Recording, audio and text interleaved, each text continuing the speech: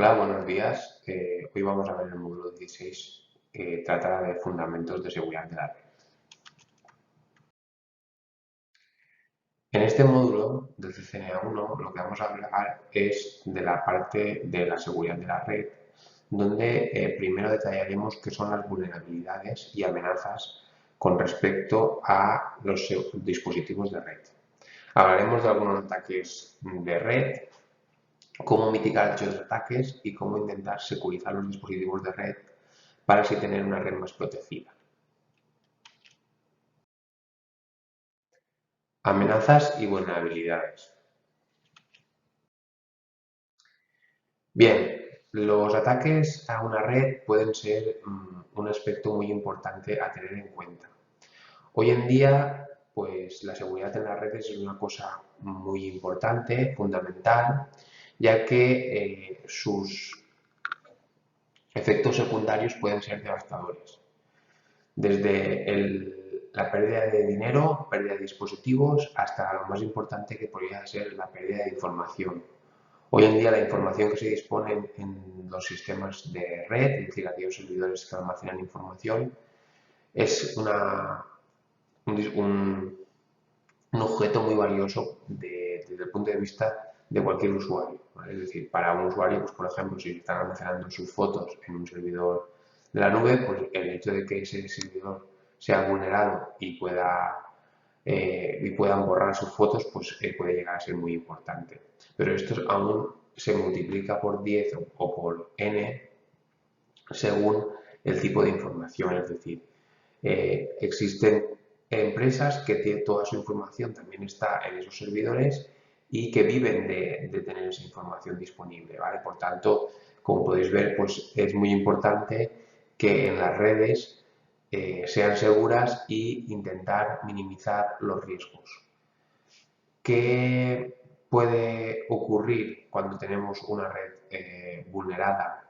Pues ya hemos dicho, robo de información, pérdida y manipulación de datos, robos de identidades e incluso interrupción del servicio. Es decir, que podemos disponer de varios aspectos negativos debido a ese ataque a nivel de seguridad en la red. Bien, qué se entiende por vulnerabilidad? Pues la vulnerabilidad es la debilidad de una red o un dispositivo, ¿vale? Esta vulnerabilidad, pues como podéis entender, está unido a muchos actores, ¿vale? Y todos aquellos que participan en una red, pues desde routers, switches, equipos de red, servidores, incluso los propios dispositivos encargados de seguridad, es decir, también puede tener alguna que otra vulnerabilidad. Existen principalmente tres vulnerabilidades, o las vulnerabilidades las podemos dividir en tres grupos, que son las vulnerabilidades tecnológicas, que en este caso pues intentan incluir las debilidades propias de los protocolos que se implementan en el modelo TCP/IP y también propias del sistema operativo y del equipo de red. Después tendríamos lo que es la vulnerabilidad de configuración, que en este caso estaría unido a la propia configuración pues, de cuentas de usuarios no seguras, sistemas con contraseñas fáciles de adivinar, servicios mal configurados, equipos no seguros, etc. Y por último tendríamos las vulnerabilidades asociadas a las políticas de seguridad, que en este caso estaría unido a todo lo que es la política que dispone de una empresa a nivel de seguridad. Pues ya sea la falta de la propia política, que no exista una continuidad de identificación, que los controles de acceso no estén aplicados, que la instalación del software y hardware no se sigue ninguna política, que no hay un plan de recuperación ante un posible desastre, etc. ¿Vale? Entonces, bueno, todas estas vulnerabilidades pueden ser un problema cuando exista un ataque a nivel de red.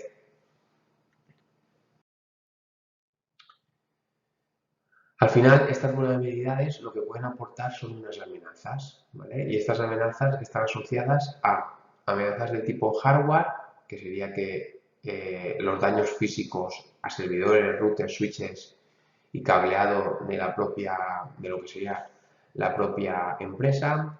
Amenazas ambientales, pues bueno, lo que puede deberse a temperaturas extremas, demasiado calor, demasiado frío, demasiada humedad. Amenazas eléctricas, pues picos de voltajes que al final puedan dañar todo lo que son los equipos de red. Y amenazas de mantenimiento, es decir, que no se haga un uso adecuado del mantenimiento de los dispositivos, como podría ser pues, una descarga electrostática, falta de repuestos, cableados deficientes, no etiquetados, etcétera, ¿vale? Como podéis ver, pues, bueno, también todas estas amenazas al final deberían de estar cubiertas en un plan de seguridad para intentar abordar cada uno de estos problemas de una forma determinada. Ahora vamos a hablar de aquellos ataques de red más comunes. En primer lugar, tenemos que definir lo que sería el malware, que es software malicioso, ¿vale? Se trata de código o software diseñado para dañar, interrumpir, borrar o hacer acciones ilegítimas en los datos, host y redes. Podemos diferenciar entre tres tipos de malware. Tenemos el virus, que se trata de un tipo de malware que se propaga insertando una copia de sí mismo y formando parte de otro programa, ¿vale? Tenemos los gusanos, que son software similar a los virus, pero lo que hacen es replicar copias funcionales de sí mismos para causar el mismo tipo de daño. En este caso, a diferencia de los virus, requiere que la propagación de un archivo host infectado, es decir, los gusanos son software y no requieren de un programa de host ni la ayuda humana para propagarse, cosa que en un principio el virus sí. Y por último tendríamos los troyanos, ¿vale? Se trata también de un software malicioso, el cual lo que pretende es introducirse de forma no conocida por el usuario final y hacer una interacción entre lo que sería el usuario final y el propio dispositivo, el propio software, para poder así infectar a otros archivos.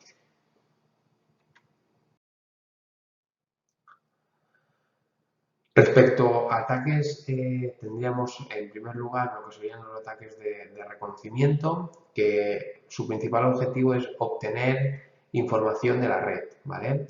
Tendríamos ataques propiamente de reconocimiento, que es el descubrimiento y mapeo de sistemas, servicios y vulnerabilidades que dispone la red. Después, ataques de acceso, donde la manipulación no autorizada de datos nos proporciona el acceso al sistema o privilegios de usuarios para poder acceder al propio sistema. Y después tendríamos la denegación de servicio, que es la desactivación de algunos recursos de red, sistemas o servicios. Algunos de estos ataques se pueden realizar utilizando herramientas muy conocidas como podría ser el NSLookup o el comando whois, para así determinar el espacio de direccionamiento que podría ser el objetivo de este ataque.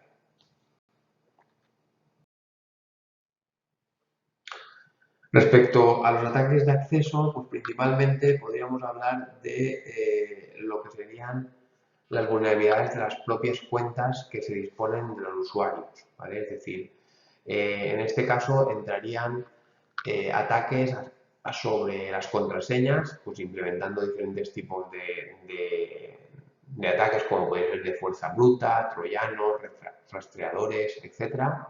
Explotación de confianza, es decir, que en este caso pues, se intenta aprovecharse de la confianza de un usuario para poder de forma ilegítima extraer información del usuario y del password. Redireccionamiento de puertos, ¿vale? Pues en este caso un actor o en este caso un actor que quiere realizar un ataque utiliza un sistema comprometido para redireccionar puertos y así obtener información de la comunicación entre un host A y un host B. Y también tendríamos los ataques de man in the middle, ¿vale? Que en este caso pues, situamos a un elemento intermedio entre la comunicación de un origen y un destino que va explorando la información que se intercambian entre ellos. Por último, tendríamos los ataques de negación de servicio, que son los ataques bastante comunes o los más comunes a día de hoy, ya que son fáciles de implementar y el daño que se puede realizar es bastante importante.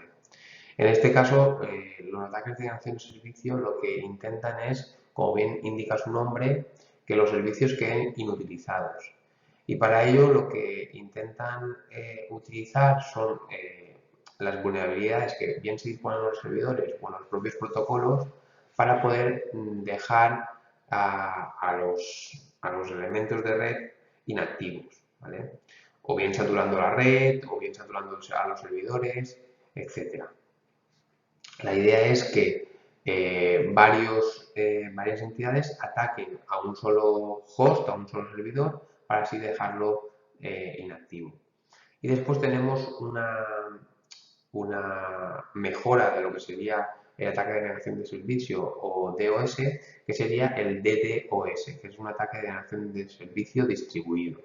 En este caso, pues existen múltiples fuentes coordinadas que lo que hacen es, de forma sincronizada, atacar a un único servidor, ¿vale? De esta forma, pues como existen una gran cantidad o una mayor cantidad de posibles atacantes, pues se supone que se deniega el servicio en un tiempo más pequeño.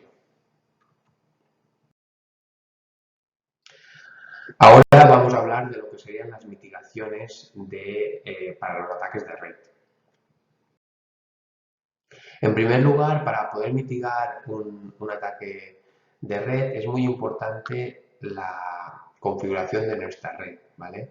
Es decir, conocer qué dispositivos pueden estar implicados en lo que sería la seguridad e intentar crear una arquitectura o una topología que sea lo más segura posible. En esta figura que tenemos en la parte derecha, podemos ver que existen diferentes elementos que aportan seguridad a la red, como podría ser, por ejemplo, un router que permita la conectividad mediante VPNs. También tenemos los firewalls, que lo que hacen es permitir filtrar la información que viene desde el exterior hacia el interior de nuestra red local o también de forma complementaria, también puede llegar a controlar la información que va desde nuestra red local hacia Internet. También tenemos servicios de prevención de intrusos o detección de intrusos para que así podamos adelantarnos a un posible ataque. Y después tenemos las propias seguridades de nivel 2 y demás que nos permiten, pues, el poder controlar quién se está conectando a los dispositivos, a los switches, etc.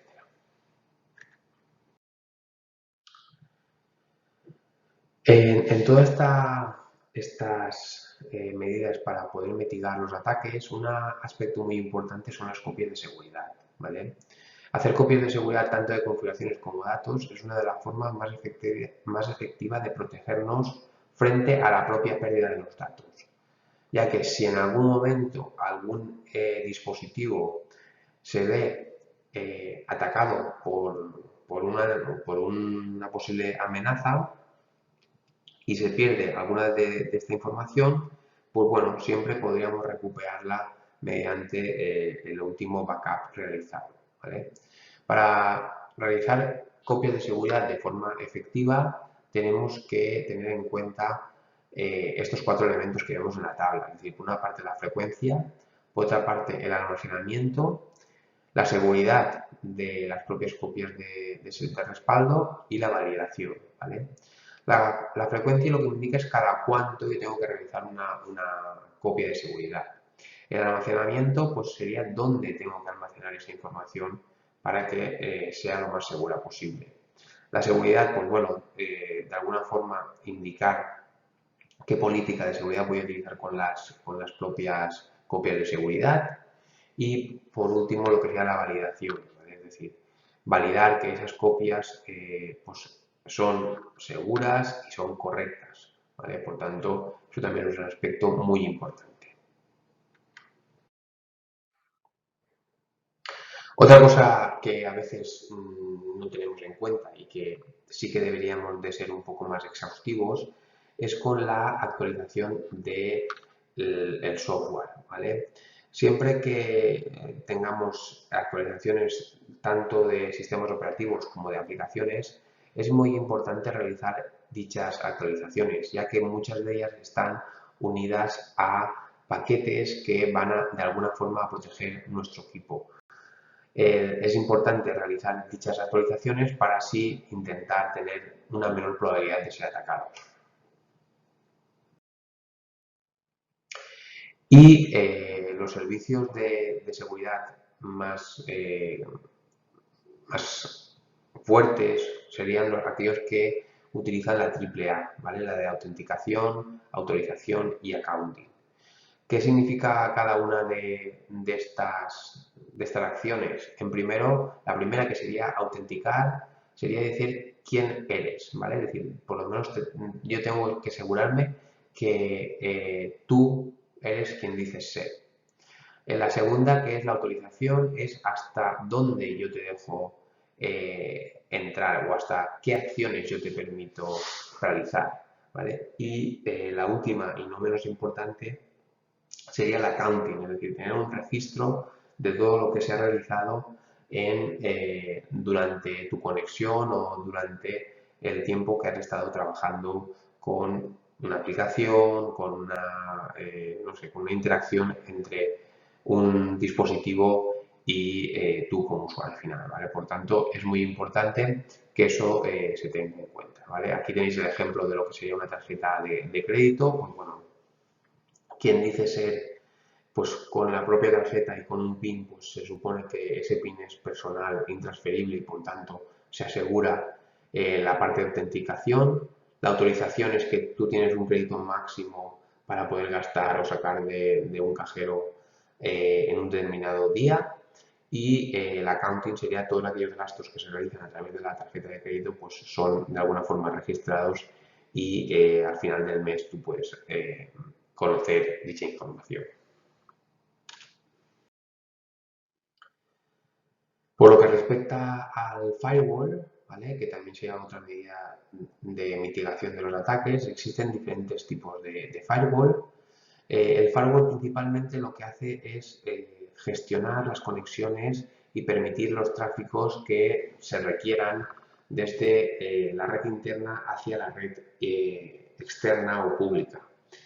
Principalmente los firewalls lo que van a denegar son aquellas conexiones que vengan desde la parte pública sin previamente haber realizado una conexión desde la parte interna. ¿Eso qué significa? Que yo, por ejemplo, si estoy en una red interna y quiero conectarme a un servidor web, pues como yo como cliente inicio la conexión, sí que se va a permitir ese intercambio de información con un servidor desde fuera. Pero si el propio servidor se quisiera conectar a mí sin yo haber hecho esa conexión previa o ese inicio de la conexión, pues sería bloqueado, ¿vale? ¿Por qué? Porque se supone que podría ser un posible ataque, ¿vale? Y para poder de alguna forma tener una topología bastante más especializada o adecuada, lo que hacemos es utilizar una topología basada en DMZ, ¿vale? Que es la zona desmilitarizada. La zona desmilitarizada sería la que se puede observar aquí, ¿vale? En esta zona, ¿vale? Donde estarían situados aquellos servidores propios de nuestra red que queremos que sean accedidos desde Internet, ¿vale? Entonces, el firewall, en principio, lo que sería una conexión desde Internet hacia la zona interna lo bloquea, ¿vale? Es decir, no puede pasar, pero si desde Internet se quieren conectar a nuestro servidor web que está en nuestras instalaciones, pues eso sí que lo permito, ¿vale? Al igual que desde la zona interna también yo podría conectarme hacia hacia esos servicios, ¿vale? Como podéis ver, pues de esta forma permito tener servicios en mi red, aunque sea una red que se denomina desmilitarizada, es una red gestionada por, por el ingeniero de red de la propia red local, ¿vale? Pero el firewall lo que realiza es el permitir las conexiones que vengan desde fuera, ¿vale? Bien, ¿qué hacen los firewalls? Pues filtrar paquetes para permitir accesos basados en IPs o MACs, filtrar aplicaciones para permitir el acceso a un tipo de aplicaciones u otros, filtrar URLs para permitir pues, el acceso a unas webs y otras, y también inspección de paquetes con estado, ¿vale? Es decir, pues bueno, de alguna forma, según el estado de la conexión, pues permitir más o menos conexiones con el hecho de que si, por ejemplo, en un ataque de denegación de servicio donde nunca se cierra la conexión, es decir, siempre se mantiene la conexión abierta, pues si nosotros tenemos en cuenta ese estado, que es un estado de abertura durante un tiempo X y no hay intercambio de información, pues rápidamente se cierra para así no tener una denegación de servicio desde el punto de vista de un ataque de DOS. Y por lo que respecta a la parte final, es decir, al terminal final, pues bueno, en este caso la seguridad que podemos incorporar a estos dispositivos, pues bueno, es actualización del sistema operativo, como ya hemos dicho. Por otra parte, no instalar software que no esté autorizado. También una cosa muy importante es que dichos dispositivos pues no tengan pues, por la pantalla y demás pues post-it con contraseñas y cosas similares, que todo se ve en esta vida, ¿vale? Y bueno, y una cosa muy importante también pues instalaciones de antivirus y firewalls en los propios dispositivos finales, ¿vale? De alguna forma, pues todo esto ayuda a tener una red más segura. Por lo que respecta a la seguridad de dispositivos, pues bueno, en el caso de dispositivos de red, pues tenemos que intentar securizar al máximo los routers y los switches que forman nuestra red. Para ello, pues bueno, deberíamos de utilizar nombres de usuarios y contraseñas más bien largas, cambiar dichas contraseñas a menudo, restringir el acceso a los recursos solamente a aquellas personas autorizadas, desactivar aquellos servicios que no se utilicen y activar solo aquellos que sean necesarios y, bueno, los dispositivos enviados por el fabricante, pues intentar actualizarlos lo mejor que se pueda, ¿vale? Es decir, intentar siempre tener software actualizado para que así intentemos evitar problemas de seguridad. Respecto a contraseñas, pues bueno, las contraseñas, para que una contraseña se considere segura, pues al menos tiene que tener 8 caracteres, preferiblemente 10 o más. Debe de incluir mayúsculas, minúsculas, números, símbolos y espacios, en el caso de que esté permitido. Evitar que las contraseñas sean repeticiones o palabras comunes propias que se encuentren en diccionarios, etc. Intentar pues bueno, intentar escribir pues, o utilizar símbolos en lugar de caracteres ortográficos, bueno, como por ejemplo por aquí pues Smith, pues al final que se pueda cambiar a un 5, una M, una Y, una TH, o seguridad pues también un 5 y demás. Cambiar las contraseñas con frecuencia, como ya hemos dicho, y no anotar las contraseñas en lugares obvios, como podrían ser lo que hemos dicho, post-its en los escritorios, en un blog de nota, etc. ¿Vale? Por lo tanto, eso es interesante. Se pueden utilizar gestores de contraseñas, que al final, pues eso sí que es bastante interesante, donde nosotros tenemos una contraseña para acceder al gestor y el gestor puede tener un almacén de todas las contraseñas que están de alguna forma codificadas para que nadie pueda ver dicha información. Aquí tenemos algunos pasos extra para poder garantizar la seguridad de los routers y los conmutadores Cisco. Pues bueno, encriptar lo que es la información del password con el Service Password Encryption, añadir una longitud mínima de la contraseña con el comando Security Password min length, ¿vale? Y después también incluir un bloqueo de X tiempo, ¿vale? El block for tanto tiempo después de hacer 3 intentos dentro de un intervalo de 60 segundos, por ejemplo, y también, pues bueno, de deshabilitar el acceso en modo S privilegiado, ¿vale? Con lo que sería el exec timeout, es decir, que si pasa un tiempo y no hemos realizado ninguna acción, pues nos devuelve al modo usuario. Bien, aquí también una cosa interesante es la securización a nivel de terminal virtual, es decir, el utilizar protocolos seguros y encriptados para poder realizar una configuración remota. Para ello se utiliza el protocolo SSH y bueno, para configurar el protocolo SSH, pues primero tendremos que configurar un nombre del dispositivo con el comando hostname. Después tendríamos que configurar un nombre de dominio con el comando ipdomain name, ponemos un nombre de dominio. Y después, bueno, pues tenemos que generar las claves que necesitamos para poder, de alguna forma, autenticar la información y encriptar la información que circula a través de dicho protocolo, ¿vale? Para ello se utiliza lo que sería el comando CryptoKeyGenerate RSA General Case Modulus y ponemos en la cantidad de bits que queremos utilizar para crear esa contraseña. Normalmente un 1024 es un número recomendable. Después comprobar y crear una entrada al acceso de datos locales, ¿vale? Eso lo utilizamos pues, con el username y después, bueno, autenticar contra la base de datos local, pues simplemente con el login local, pues ya tendríamos ese acceso a la base de datos local. Por último, pues bueno, habría que indicarle a la línea subVTI que queremos utilizar el protocolo SSH. ¿Vale? Para ello, pues utilizaríamos el transport input SSH, que sería el comando que fuerza a que el protocolo que utilicemos para acceder a la línea de terminal virtual sea el protocolo SSH, que es un protocolo seguro.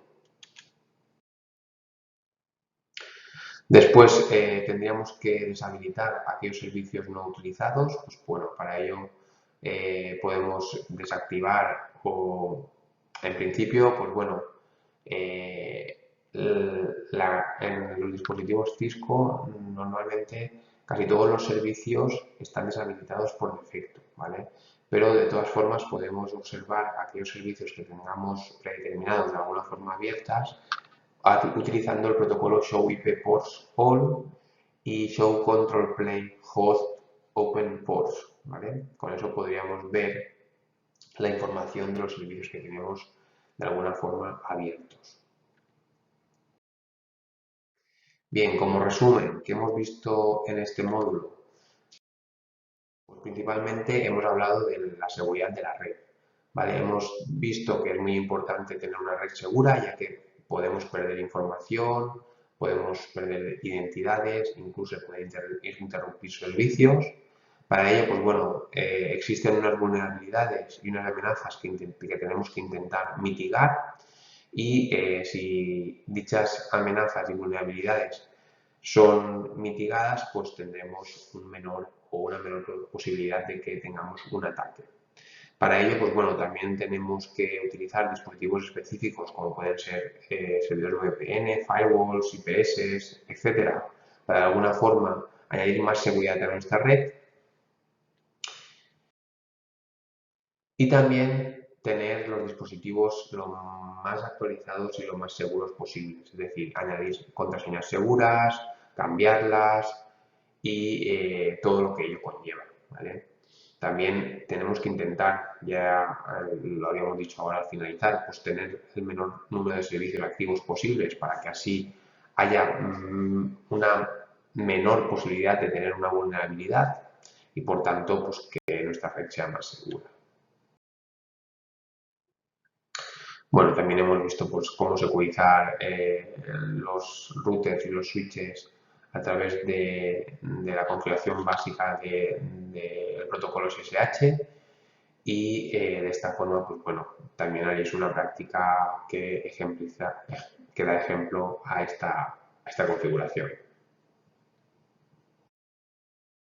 Por último, pues bueno, nuevos términos y comandos, pues hemos hablado de malware, de ataques de acceso, de la AAA, de la zona de MZ y de los comandos de Service Password Encryption, el Login Block for, el Username Password Login Local, Transporting.ssh, el CryptoKeyGenerate, RSA General Case Modus y lo que corresponda, ¿vale? Es decir, diferentes comandos que aportan una mayor seguridad a lo que sean los dispositivos de red.